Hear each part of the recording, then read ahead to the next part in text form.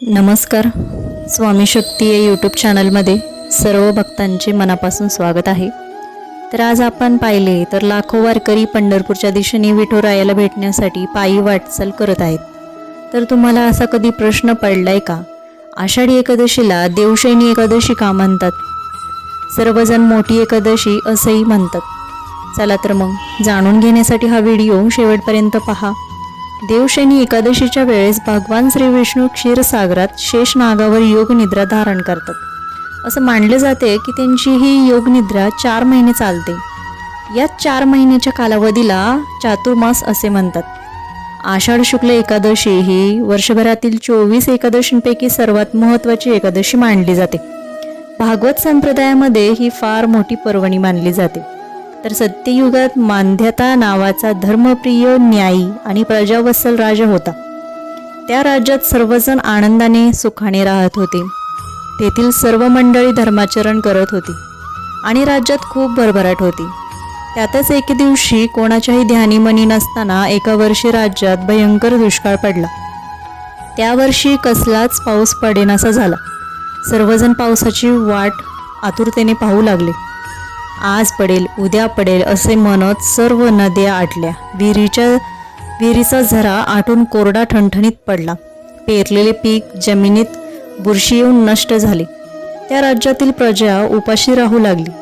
लहान मुलांना 2 वेळचं अन्न मिळेना, टीचभर पोटासाठी पाणी मिळेना आणि पाणी मिळालेच तर जपून जपून वापरावे लागायचे. राजाला आपल्या प्रजेचे हाल बघवत नव्हते, प्रजेचे दुःख पाहवत नव्हते. त्या राजाला मनोमन सारखं वाटायचं, मी तर धर्माने राज्य करत असतानाही एवढे मोठे संकट का आले? राजाने सायंकाळच्या वेळेस त्याच्या दरबारात महान ऋषीमुनींना बोलवले आणि सर्व हकीकत सांगितली. ऋषींनी मोलाचा सल्ला देताच राजा आपल्या मंत्र्यासह काही मंडळी सोबत घेऊन जंगलाच्या दिशेने गेला आणि महान तपस्वी अंगिरा ऋषी यांची भेट घेतली. राजा नम्रपणे म्हणाला, गुरुवर्य, माझ्या राज्यावर हे संकट का आले? माझ्या प्रजेचे रक्षण कसे करू मी? मला काहीतरी उपाय सांगा, जेणेकरून माझ्या राज्यावर आलेले संकट दूर होईल. अंगिरा ऋषी म्हणाले, राजन, भगवान श्री विष्णूंची कृपा प्राप्त करण्यासाठी तू आणि तुझी संपूर्ण प्रजा आषाढ शुक्ल एकादशीचे व्रत मनोभावे करा. श्रद्धेने उपवास करा, जप करा आणि दान करा. अंगिरा ऋषींचा आशीर्वाद घेऊन राजा पुन्हा त्याच्या राज्यात परत आला. त्याने सर्व प्रजेला राजदरबारात बोलावून एकादशीचे महत्त्व सांगितले. सर्वांनी भक्तिभावाने उपवास केला. रात्रभर हरिनामाचे कीर्तन, भजन केले आणि मनोभावे श्री विष्णूंची आराधना केली. सर्व भक्तांची आर्त हाक ऐकून भक्तीने प्रसन्न होऊन भगवान श्री विष्णूंनी कृपादृष्टी केली आणि काही दिवसातच त्या गावात काळे ढग दाटून आले. खूप मोठ्या प्रमाणात मुसळधार पाऊस पडला. नद्या, ओढे तुडुंब पाण्याने भरून वाहू लागले. बियाणे शेतात पेरले असल्यामुळे शेत सुंदर हिरव्यागार शालीमुळे अगदी नटून गेले होते आणि राज्यात पुन्हा भरभराट होऊ लागली. सगळीकडे पुन्हा आनंद नांदू लागला. राजा असो किंवा सामान्य माणूस, ईश्वर भक्ती सर्वांसाठी समान आहे. पवित्र असा हा चातुर्मास हा आत्मचिंतन, संयम आणि सत्कर्म करण्याचा काळ आहे. धार्मिक मान्यतेनुसार या दिवशी श्रद्धेने उपवास, जप, दान आणि श्री विष्णू किंवा विठ्ठलाची पूजा केल्यास अंतर्मनाला शांती मिळते. आपल्यामधील भक्ती अधिक दृढ होते, पापांचा क्षय होतो आणि भगवान विष्णूंची कृपा प्राप्त होते. तेव्हापासून या एकादशीला अत्यंत पुण्यदायी मानले जाते.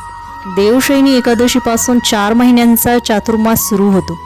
हा जो 4 महिन्यांचा कालावधी आहे, हा काळ साधना, तप, जप, व्रत, दान आणि ईश्वर भक्तांसाठी अत्यंत पवित्र मानला जातो. या काळात सर्व मंडळी दररोज विष्णू किंवा विठ्ठलाचे नामस्मरण करतात, एकादशीचे व्रत पाळतात. या काळात सर्व मंडळी भागवत, रामायण, ज्ञानेश्वरी यांसारख्या ग्रंथांचे वाचन करतात, सात्विक जीवन जगण्याचा संकल्प करतात. याच काळात शुभकार्य का टाळतात?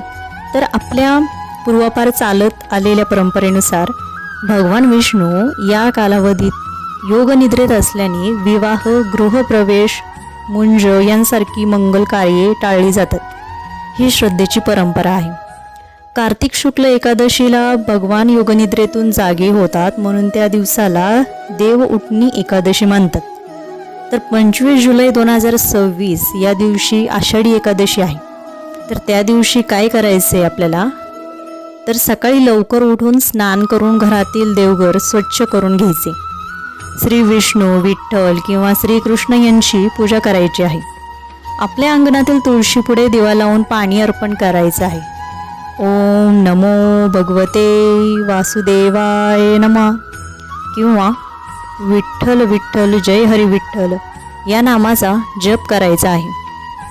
या दिवशी शक्य असेल तर अतिप्रमाणात तिखट, खारट पदार्थ खाणे टाळा।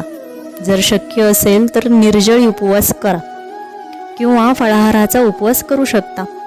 घरात जर कोणी आजारी व्यक्ती असेल तर त्यांनी आरोग्याच्या दृष्टीने गरज असल्यास साधे सात्विक अन्न घ्यावे। भक्ती महत्त्वाची आहे।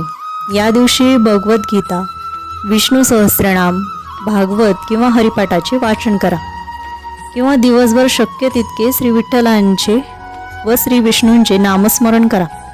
या दिवशी गायींना, पक्ष्यांना किंवा इतर प्राण्यांना अन्नदान केल्यास पुण्यफळ मिळते। मात्र या दिवशी कटाक्षाने राग, निंदा, खोटे बोलणे हे टाळा। मद्य, मांसाहार, तामसिक अन्न वर्ज्य करा। रात्री भजन कीर्तन करून दुसऱ्या दिवशी द्वादशीला उपवास सोडा। तर व्हिडिओ आवडला असल्यास लाईक करा, शेअर करा आणि सबस्क्राईब करा। धन्यवाद।